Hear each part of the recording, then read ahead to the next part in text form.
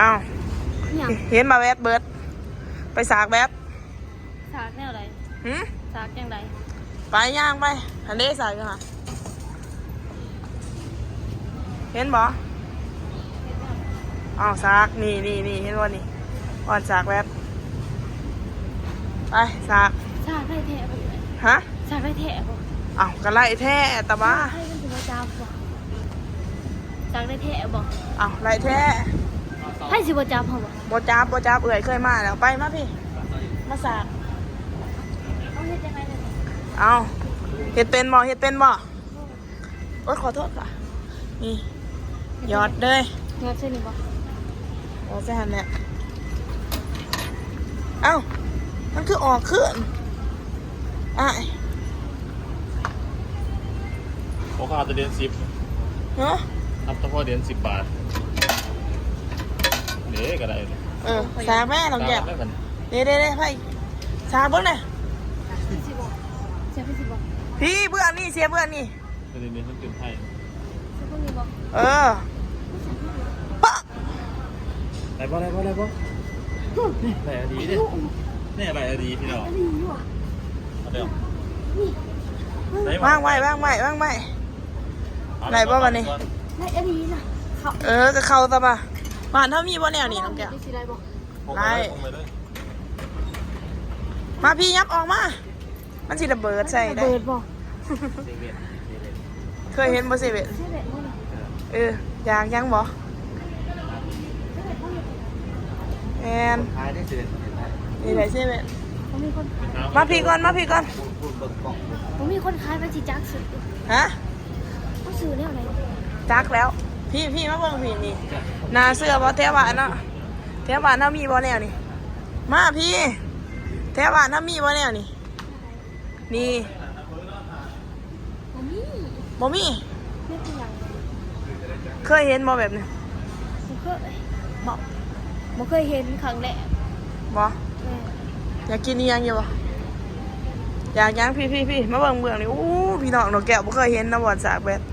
เอ้าน้องแก้วจะป้าโทรศัพท์ไปแบบนั้นจะบ่ยานมันเสียบ่ยานไม่ต้องมันสิเสียฮะมันสิเสียไปถอนเอามันสิเสียเอาถอนเอาจังได๋มันบ่ทันได้อันนั้นยังอีก23นาที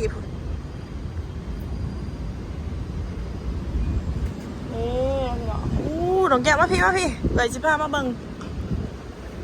มาพี่ไปเบิ่งความอลังการของประเทศไทยไปย่างไปเพื่อนโทรศัพท์เขาเสียหรอไปย่างนี่นะพี่น้องแก้วมาพี่ป๊าดเป็นจังได๋น้องแก้วตื่นเต้นอยู่วะนี่ฮะอลังการกันนะบ่แห้งได้บ่นี่บ่แห้งก็ได้แต่ว่าอย่าห้อง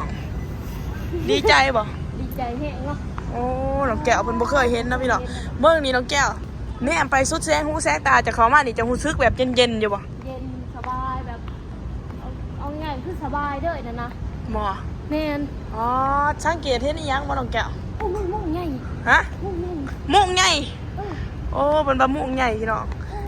อ๋อถูกเอาพี่น้องแก้วจังหน่อยเอื้อยก็สิพาลงทางคือกันเอื้อยก็บ่อยากจักปานใดมาพี่น้องน้องแก้วเพิ่นแบบซ้ำจับปูเขากระโหลกเนาะมวยน้องแก้วว่างในไรลงท่าเลยใช่มานี่หยุดก่อน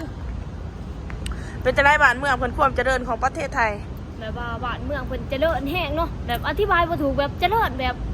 บ่เคยเห็นอยู่นะโอ้น้องแก้วบ่เคยเห็นนะพี่น้องเคยเห็นแต่ท้องหน้าแหละบ้านแต่มาในเมืองแบบนี้จะรู้สึกแบบภูมิใจอยู่บ่ภูมิใจที่เขามาในประเทศไทยก็คือมาเห็นความเจริญของเพิ่นจะดีใจหลายบ่ดีใจสุดๆเด้ออยากฝากบอกอีหยังพ่อลูกแม่ปะอยู่บ่อยากฝากบอกว่าคันคอยมีเงินหรือว่าคันคอยมีเงินมีเงินเก็บเดี๋ยวขอสิพามาเที่ยวเด้อแม่ปะกับพ่อลูกกับอีแม่เนาะโอ้นี่เนาะพี่น้องนี่ป้าถูกแบบความใหญ่ความอลังการของเพิ่นเจ้าเงิดบ่ว่าเพิ่นเอางบมาได้ไสมาสร้างกะรักกะเลาะคือว่าหลายแท้แม่นเพิ่นเอางบไปแต่ไสฮะเพิ่นเอางบไปแต่ไสโอ้อันนี้เอื้อยก็บ่จักคือกันเด้อแบบงบรัฐบาลนะไปเบิ่งอยู่พุ่นน้องแก้วโทรศัพท์จอแบตเต็มน่ะบ่ คอยย่างในย่างไม่ลายอันนั้นก็ทำจับปูใส่กระโหลกเนาะพี่น้องน้องแก้วจะเคยมาหนีจักเถื่อนะ เคยมาเมื่อ โอ้เพิ่นบ่เคยมาพอเถื่อเด้อพี่น้องจุดประสงค์นี่มาเฮ็ดหยังเกาะ มาเฮ็ดงานเก็บเงินเพื่อส่งให้แม่ใช้ อืมน้องพี่น้องโอ้11ก็มีได้น้องแก้ว11บ่มีคนเออจะเสื้อบ่ว่ามี11บ่มีคน ผมมีคนขายไห้แล้วสิจักซื้อ เอ้ามาหยอดเดียนเขาเฮาอยากได้เมนูอะไรกระเดือกกระโดดลองเบิ่งบ่ลองเบิ่งหันออกมาดีใจเงินอดีได้เด้อนี่นั่นแหละเฮ็ดจัง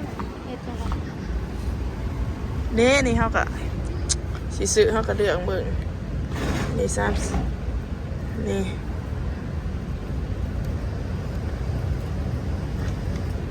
เขามาเก็บของแล้วเจ้าของเขามาเก็บของแล้ว มาเก็บอะไรคะนี่เนาะน้องแก้วแวะจะเต็มแล้วบ่โอ้เอาเดี๋ยวระวังได้อย่าพลาดปั๊บน่าเสื้อบ่อย่าพลาดถอดเด้อให้มันอันน่ะยังอีก19นาที เฮาต้องยืนถ่ายอยู่นี่บ่ แม่นยืนถ่ายอยู่นี่แหละเสื้อบ่เห็นบ่เฮาไปบักไกลๆก็บ่มีไผล้างยังอยู่วันเก่า มีไปเอามาให้คืออยู่บ้านเฮามันเอาแล้ว ฮะ คืออยู่บ้านเฮาก็เอาได้นี่ แม่ ป้าน บ่ เห็นบ้างเนี่ยขนาดอยู่ในเฮือนซื่อๆเขายังเอา อยู่เพื่อนซื่อๆก็เอา แม่อยู่ในเฮือนเขายังเขาไปเอาแล้วขนไปเอาเลย บ่ แม่อยู่เฮือนซื่อๆนี่เขายังขนไปเอาด้วยว่าเขาไปเอาเนาะแต่บ่คือจะสิปลอดภัย ป๊าดจะเงิดอยู่บ่น้องแก้ว งึด พอยังเงิดแต่พี่น้องว่าแต่น้องแก้วเงิดน้องจ่ายจะเงิดคือกันเนาะว่าเป็นจังไดคือว่าอันนี้จังซี่เนาะนี่โอ้พี่น้องอันนี้เป็นสิเห็นแน่ไอ้หนูยังบ่ฮู้พี่น้องเห็นบ่พี่น้องนี่เนาะเห็นบ่น้องแก้วเห็นบ่อ่ะแล้วกินดิ น้ำปั้น จะเอาจังไรคะ เนื้อคนขาย อยากได้บ่ได้ก็ซื้อ เดี๋ยว อ ได้ ยาก ปะ ได้ก็ซื้อ เฮ็ดจังไร เอาพี่มาพี่อยากกินยังบ่ แล้วกินคง โคกกดเอาไหม ก็บ่เป็น เด้ซะ2 บาทหยอดเงินใส่ เดี๋ยวขึ้นครับ มันเป็นสี โอ้โหนี่เลือกขึ้นดีกว่าเด้อโอ้ นี่นะพี่น้องนกแก้วเพิ่นบ่น่าเสื้อนี่ก็คือ ตู้ชาร์จแบตเตอรี่อัตโนมัติเนาะ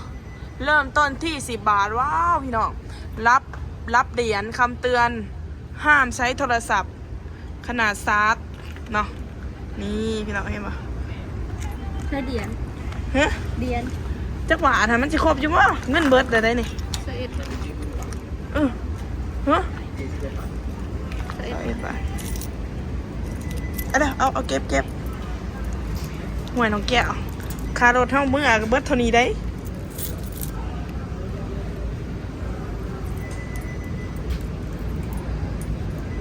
21 บาทพอปะ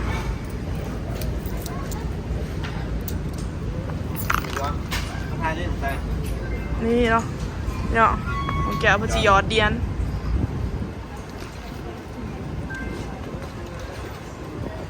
เดี๋ยวขับไป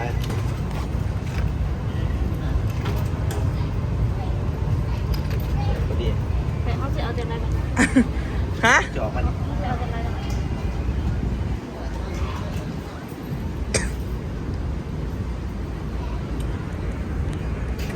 นี่น้องแก้วเอาอะไรไหมล่ะ เดี๋ยวออกมาอ่ะ นี่นั่นจกเอาอะไรไหมปะ โอ้จังไรไม่จะเฮ็ดเป็น เดี๋ยวเอา นี่นะโอ้ไหนเป๊ปซี่เอามาเอาแบตจ้ะเดี๋ยวพี่น้องเดือ16 นาทีน้องแก้วจะเสื้อเราว่าบัดนี้ว่ามีตู้ชาร์จแบต เสื้อ นี่แล้วเนาะพี่น้องก็คือความนี่สาวลาวพนาเสื้อมันจะไรแปลกใจวะ แปลกใจแล้วก็น้องโคกยังออกมาเอง เนาะนี่แล้วพี่น้องค่ะมิตรมาสำหรับคลิปนี้ก็สิจบเพียงสำนี้เด้อฝากกดไลค์กดแชร์กดติดตามเพื่อเป็นกำลังใจให้ในเด้อบ๊ายบาย พอกันใหม่คลิปหน้าเด้อถ้าอยากให้น้องตาเฮ็ดคลิปหยังก็สามารถคอมเมนต์ได้เนาะบ๊ายบาย